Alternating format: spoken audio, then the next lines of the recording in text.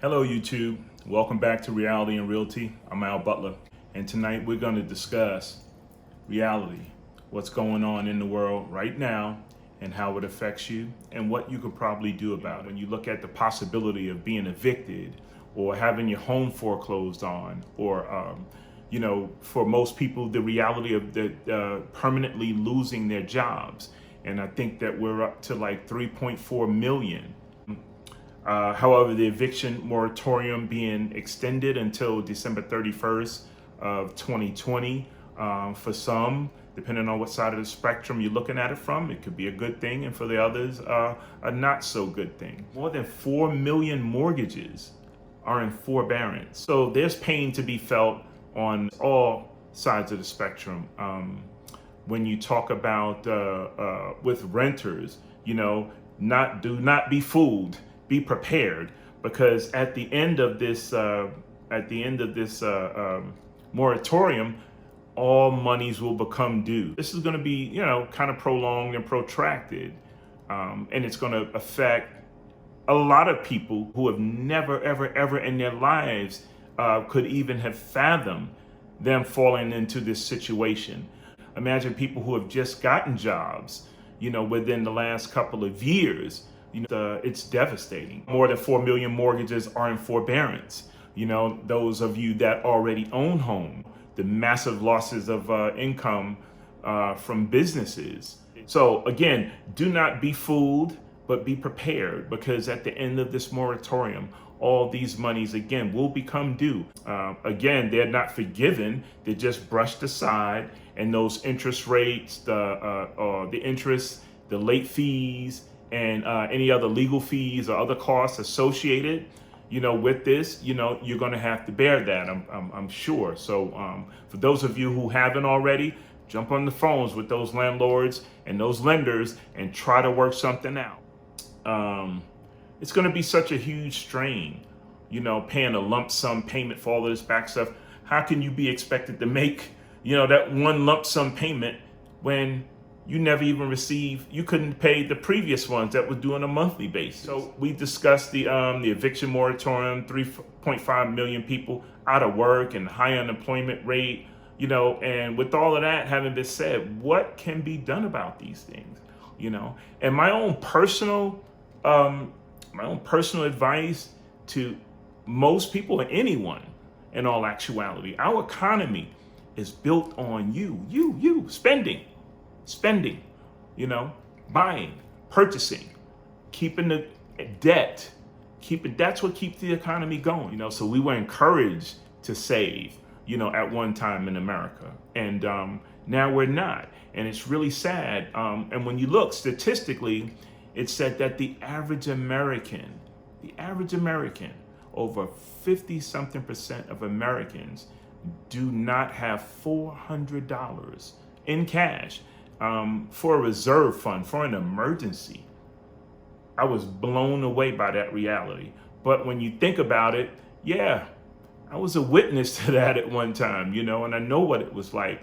Everything plus some that came in went right back out, just in that cycle of buying, just making it, living paycheck to paycheck, whatever you want to call it, Yes, I know that reality. So first and foremost, stop all of discretionary spending and try to save what you can. I know it's hard because you still have things to do, but always break yourself something off on the side. Again, for those emergencies, a lot of people, like I said, are going to be facing circumstances that they've never faced before.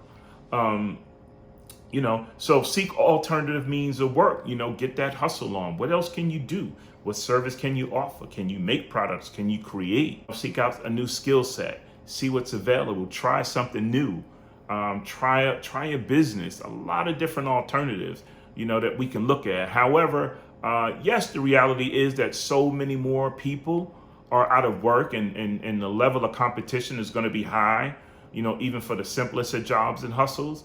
But don't let that be a deterrent. So if everyone said, well, I'm not going to do it because all these other people are in the same position and they're going to be doing it too, don't think that way. At the end of the day, you want to be able to take good care of your family, or as best care of them as you can under the circumstances, and you do what you have to do. within legal means, of course. If you're renting and you haven't done so already, get on the phone with that landlord. Let them know what's going on. Have a conversation, because if you're not having that conversation with them now, you'll probably be having it with them in court, okay, when it's all said and done. It's a moratorium. It's not forgiveness. It's going to come due, at the end of the year. Work something out. Personally, it's the first thing.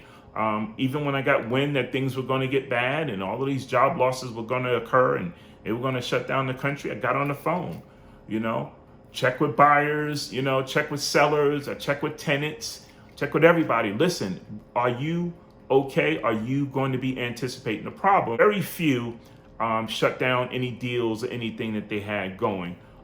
If anything, they may have put certain things off, maybe another flip. I myself did that. I decided not to do another flip, to hold the property a little longer. And I didn't have to renovate it, so I saved that money. And I looked at a lot of different alternatives, so how I could tighten the belt or tighten the grip. Even though I'm good, I want to stay that way. And that's the main thing, I know what the struggle is like, and it was very real for me. I did what I had to do, every single day to take care of my children, my family, and my responsibilities, So anyway, do not negate the possibility of moving.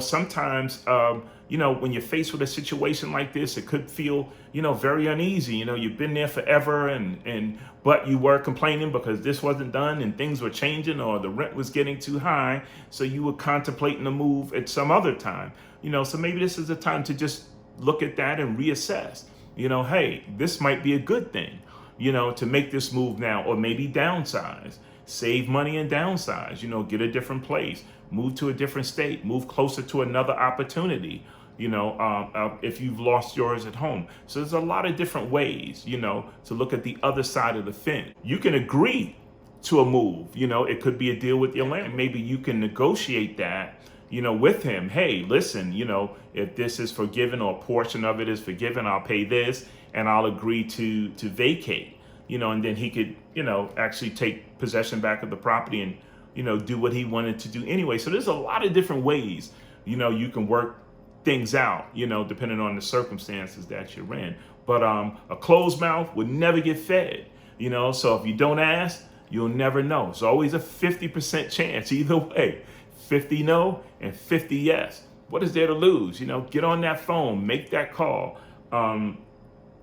Discussing repayment options, and also bartering, where you can't pay, but let's say the landlord is unable, or he's a landlord that lives out of the state, you can barter your services, in part, to offer to clean up the building, to paint, to do maintenance work, in lieu of the rent, or, a portion of the rent, just try to work something out. When you have both parties that are in precarious situations, at times they're more willing to work together, because they both stand the possibility to be majorly screwed. And if you can, just try to show good faith by paying whatever you can. If your rent is $500, and you're able to somehow give him $100 of the $500 a month, just give him that. And if he doesn't accept partial payments, it's just like, it's that or nothing, and that's what you're putting out there. That's what you can give him. But it also shows him that you're willing to pay something,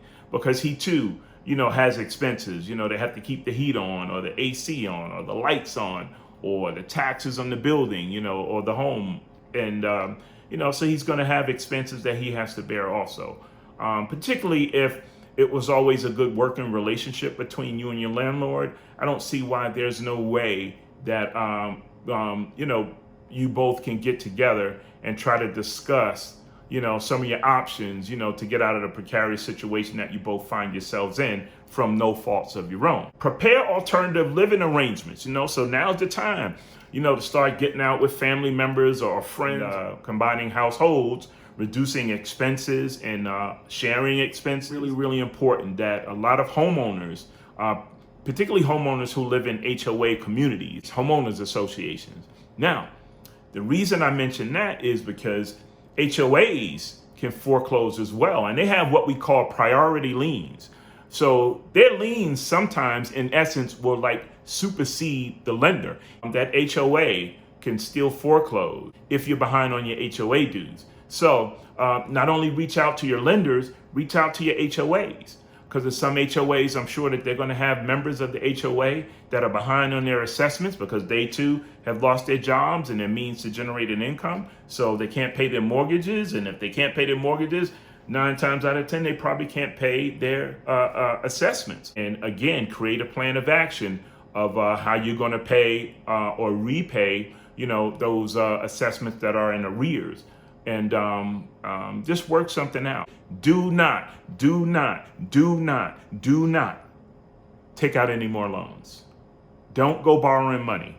This is the worst time.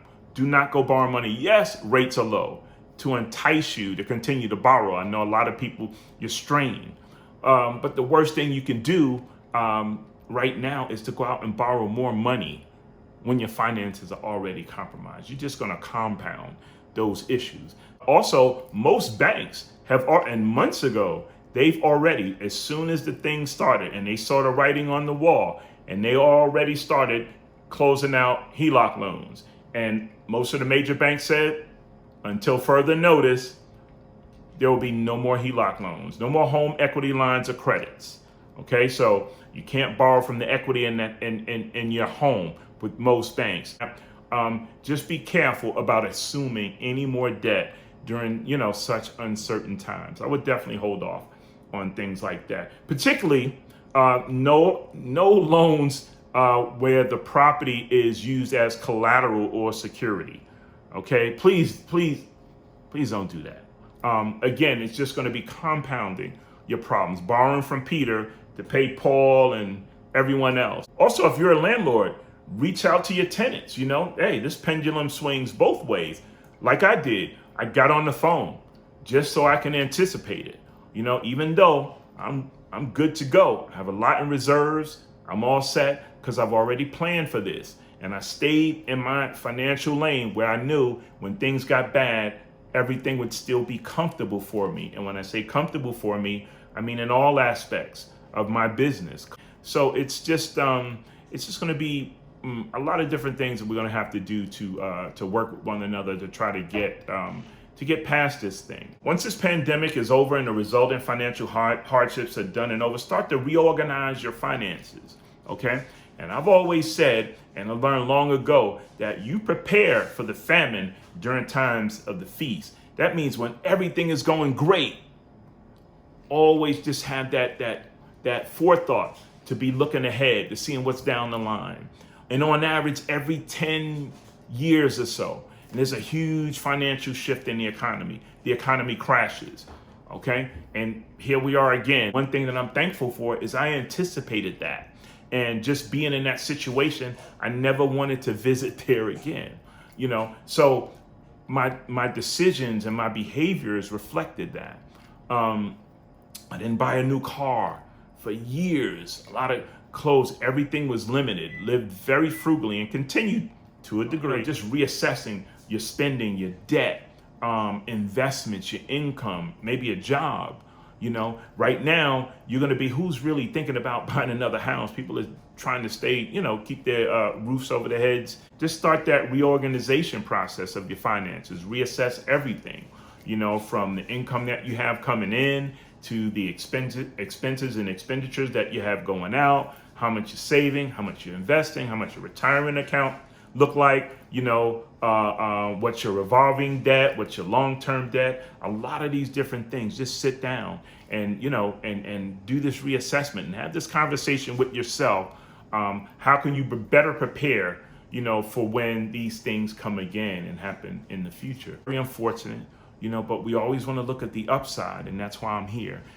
Just letting you guys know that this is another time that we're just going through. We're going to ride it out. Man, we tough. This is what we do. We'll get through this. If I did, you can too. So remain faithful, stay hopeful, stay the course, and we'll get through this. And if you have any questions or need some guidance, please feel free to leave me the question down in the comment section below, or send me an email at aavedon@aol.com. That's about it. So until next week, may the spirits of peace, prosperity, love, and good health be with you all. Again, thank you for watching.